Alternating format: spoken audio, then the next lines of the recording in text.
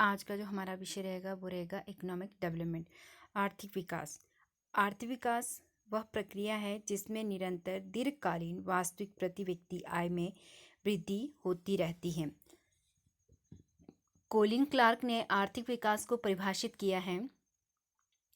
आर्थिक विकास से अभिप्राय आर्थिक कल्याण में होने वाली वृद्धि से है। Economic development is the ongoing process under which the country would use all the available resources efficiently. आर्थिक विकास एक ऐसी प्रक्रिया है जिसके अंतर्गत देश अपने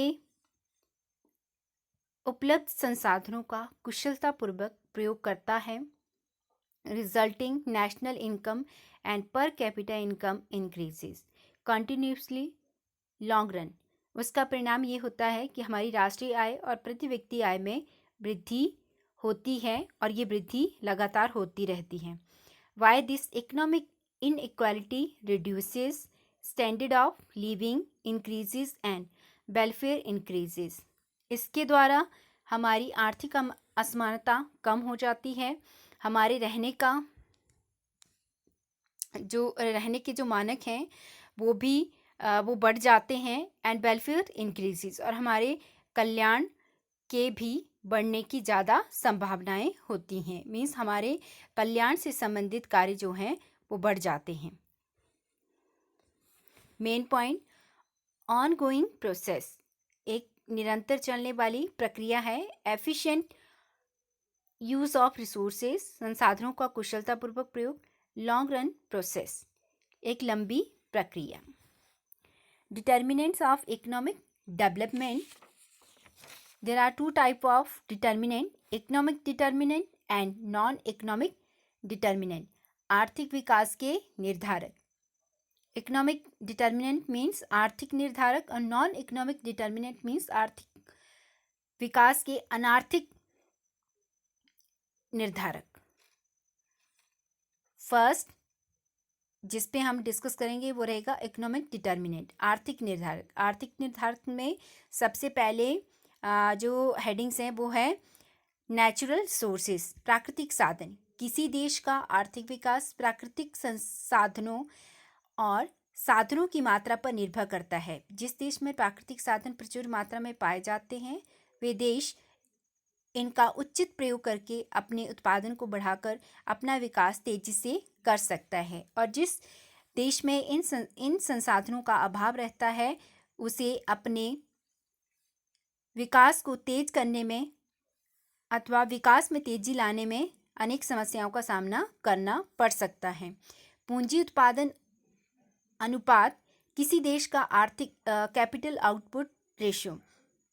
किसी देश का आर्थिक विकास पूंजी उत्पादन अनुपात पर भी निर्भर करता है। किसी वस्तु की एक इकाई का उत्पादन करने के लिए जितनी पूंजी की आवश्यकता होती है उसे पूंजी उत्पादन अनुपात कहा जाता है। मीन्स एक वस्तु के उत्पादन में कितना खर्च हम करते हैं। आर्थिक विकास के लिए कम पूंजी उत्पादन अनुपात ठीक माना जाता है, क्योंकि इसमें एक देश कम निवेश से अधिक उत्पादन करने में सफल हो जाता है। मंडी का आकार, साइज ऑफ द मार्केट। आर्थिक विकास मंडी के आकार पर भी निर्भर करता है। मंडी मीन्स यहाँ पे मार्केट है जहाँ पे हम अपने जो उत्पादन है उनको सेल कर सकते हैं, या जो प्रोडक्ट हैं उनकी जो मार्केटिंग है वो आसानी से कर सकते हैं।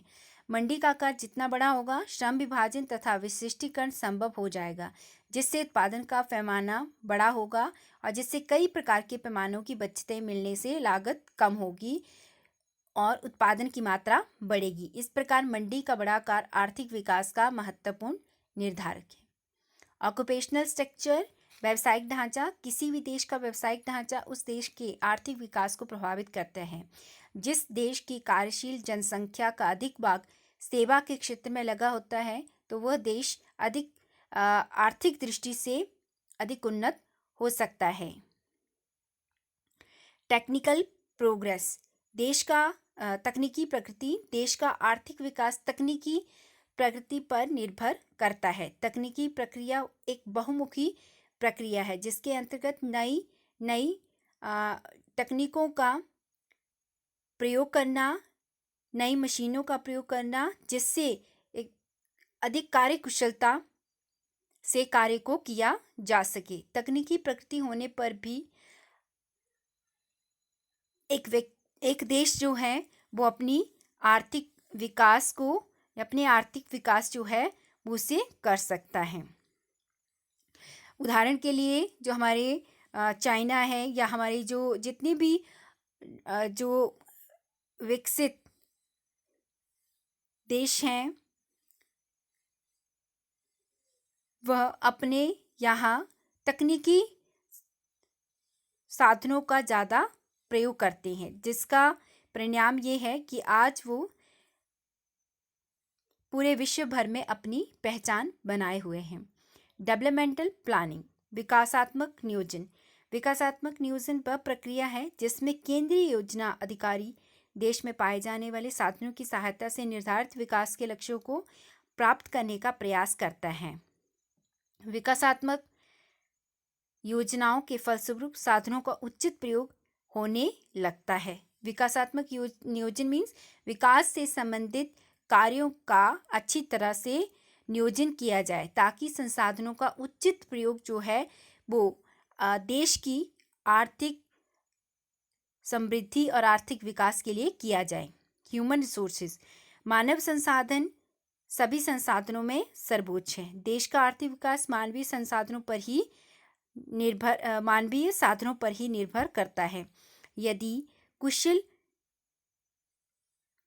और मेहनती एवं ईमानदार व्यक्ति होगा तो आर्थिक विकास की दर बढ़ेगी। यदि एक श्रमिक अकुशल और एक उद्यमी अयोग्य होगा तो आर्थिक विकास में किसी भी तरह की कोई भी तेजी जो है वो नहीं हो पाएगी। अर्थात मानव पूंजी अथवा मानवीय पूंजी के विकास से उत्पादकता बढ़ती है, इसलिए मानवीय पूंजी आर्थिक विकास की आधारशिला भी कहा जाता है। सेकंड है नॉन इकोनॉमिक डिटर्मिनेंट, अनार्थिक निर्धारक। स्प्रेड ऑफ एजुकेशन, शिक्षा का प्रसार। शिक्षा एक ऐसा माध्यम है जो व्यक्ति को आत्मनिर्भर बनाता है। शिक्षा का प्रसार आर्थिक विकास का महत्वपूर्ण निर्धारक है, क्योंकि शिक्षा आर्थिक उन्नति के लिए विचारों में क्रांति लाती है। शिक्षा ही हमारे देश या किसी भी देश विशेष की उन्नति का और आर्थिक विकास के लिए सहायक होती है। डिजायर फॉर डेवलपमेंट, विकास की इच्छा के लिए विकास की इच्छा किए बिना विकास संभव नहीं है। मीन्स अगर हम एक छोटा सा उदाहरण है, अगर हम अपने घर में किसी तरह का कोई विकास चाहते हैं तो सबसे पहले हमें अपने मन में वो इच्छा लानी होगी। अगर हमारे मन में इच्छा नहीं होगी उस विकास को लाने की तो हमारे घर में विकास जो है किसी भी तरह का नहीं हो सकता। वैसे ही पूरा देश में अगर हर एक व्यक्ति विकास की इच्छा रखेगा तो देश का विकास जो है वो संभव होगा। तेजी से विकास के लिए आवश्यक है कि सभी क्षेत्रों के लोग, जैसे कि जितने भी सेवा क्षेत्रों से जुड़े हुए लोग हैं, अध्यापक, श्रमिक संगठन, व्यापारी या किसी उच्च पद पर नियुक्त व्यक्ति, अगर वो अपने कार्य को ईमानदारी से करता है और विकास की इच्छा रखता है तो देश का आर्थिक विकास संभव है। पॉलिटिकल डिटर्मिनेंट, राजनीतिक निर्धारक। देश के विकास पर उसकी राजनीतिक अवस्था का भी प्रभाव पड़ता है। राजनीतिक स्थिरता जितनी अधिक होगी देश का विकास उतना ही संभव है। लोगों का सरकार में विश्वास भी उतना ही अधिक होगा। इस प्रकार देश का विकास बिना किसी बाधा के चलता रहेगा। अगर राजनीतिक अस्थिरता होगी तो देश का विकास जो है वो असंभव हो जाएगा। सोशल डिटर्मिनेंट, सामाजिक निर्धारक। आर्थिक विकास का सामाजिक परिवर्तनों से गहरा संबंध है। प्राचीन समाज में हमारे समाज में बहुत सारी ऐसी कुरीतियाँ थी, जैसे कि जाति प्रथा, संयुक्त परिवार प्रणाली तथा उत्तराधिकार के नियम आदि का आर्थिक विकास पर गहरा प्रभाव पड़ा, क्योंकि इन तत्वों से लोगों में कार्य करने की प्रेरणा जागृत नहीं होती।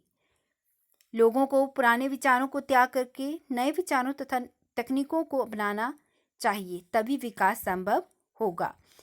अगर एक समाज अपने समाज को हर एक क्षेत्र में उन्नत करना चाहता है तो उसे अपने विचारों में सबसे पहले परिवर्तन करना होगा, क्योंकि जब हमारे विचार परिवर्तित हो जाते हैं तो हमारा विकास व्यक्तिगत और सामूहिक दोनों रूप से संभव है। फ्रीडम फ्रॉम करप्शन, भ्रष्टाचार से मुक्ति। भ्रष्टाचार के कारण करों की चोरी होती है, गलत लोगों को व्यापार करने के लिए लाइसेंस जो हैं वो दिए जाते हैं, जिस